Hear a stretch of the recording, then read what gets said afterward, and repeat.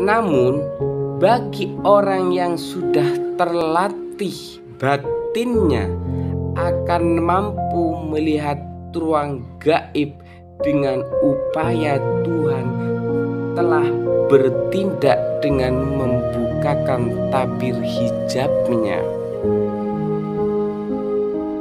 Sedangkan alam nyata ini manusia dapat merespon langsung ataupun berkontak langsung yang jelas.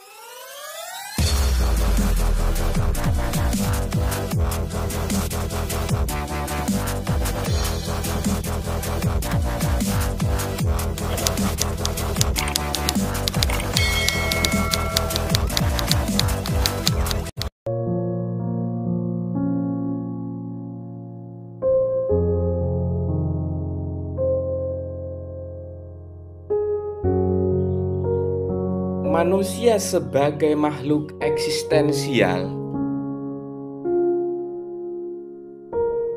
memiliki tindakan-tindakan keseharian yang dinormatifkan dalam bentuk perilakunya,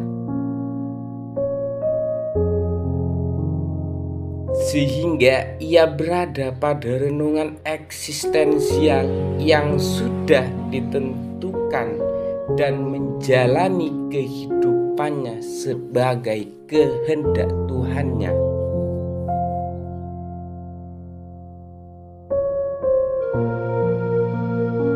Pada prinsip ini, manusia menjadi objek Tuhan sebagai penciptanya pun sebagai subjek atas tindakannya sendiri.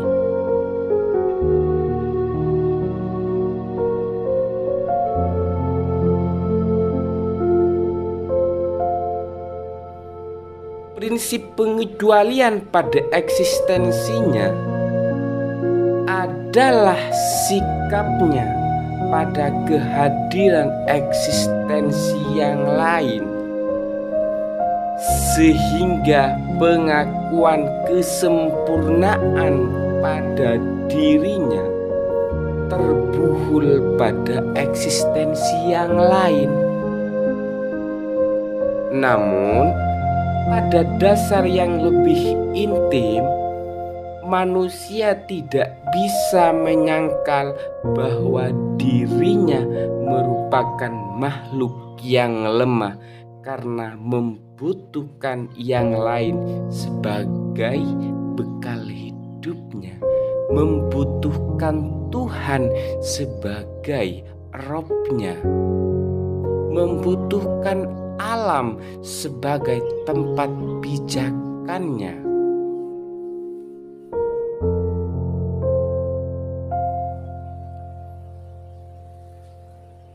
Kodrat alam semesta ini adalah realisasi yang berwujud sekaligus fenomena yang tampil pada penyadarannya.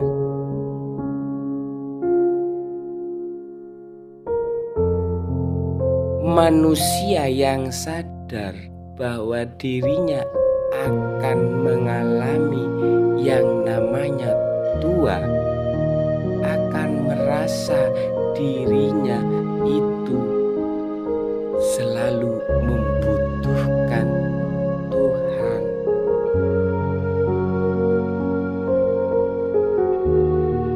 Sehingga ia sadar bahwa kehadiran segala apapun di dunia ini hanyalah milik Allah.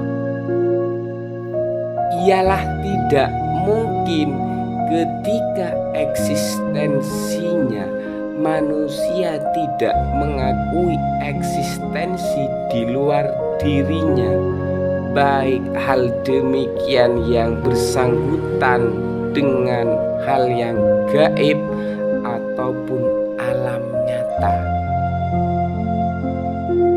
Fenomena demikian itu jelas tampil karena ada identitas bahwa yang gaib berada pada tabir yang jelas tidak ia mampu lampaui oleh penglihatannya yang terbatas. Sebab penglihatan manusia itu terbatas kepada yang tampak, kepada yang mewujud. Ia tidak memiliki keahlian untuk menembus ruang di balik ruang ini. Namun, bagi orang yang sudah terlatih batinnya akan mampu melihat ruang gaib dengan upaya Tuhan telah bertindak dengan membukakan tabir hijabnya.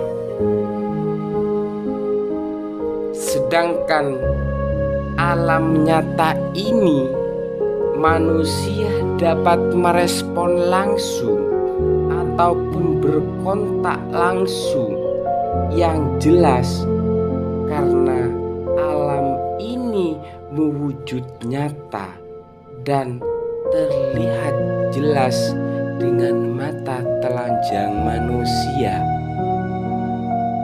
Hanya saja pada prinsip ini manusia memerlukan bantuan indrawinya sekaligus kacamata eksistensial.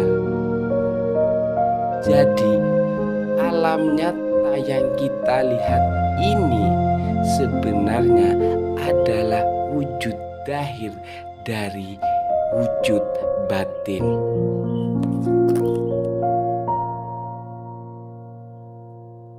Manusia yang sudah terlatih batinnya akan tampak jelas bahwa di balik ruang ini masih ada ruang lain yang tidak bisa kita cerna dengan mata telanjang.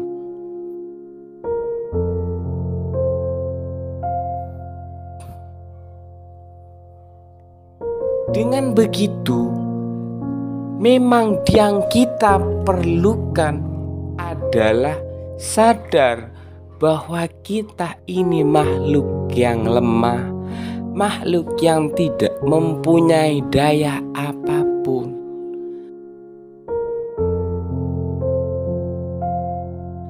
Lah, untuk apa kemudian kalau kita masih menjadi orang yang merasa benar sehingga yang lain salah?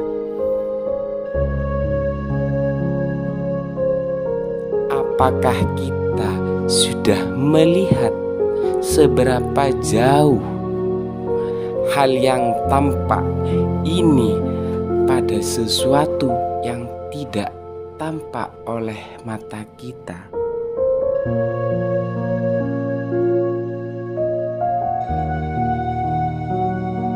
Lantas apa lagi yang kita banggakan kalau kita sendiri itu tidak mampu meraba nafas kita, tidak mampu meraba sakit hati kita?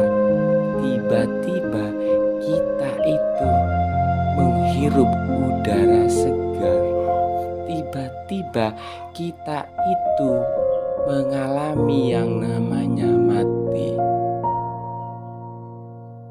Maka tak ada sesuatu yang bisa kita banggakan kalau masih bergantung kepada Tuhan.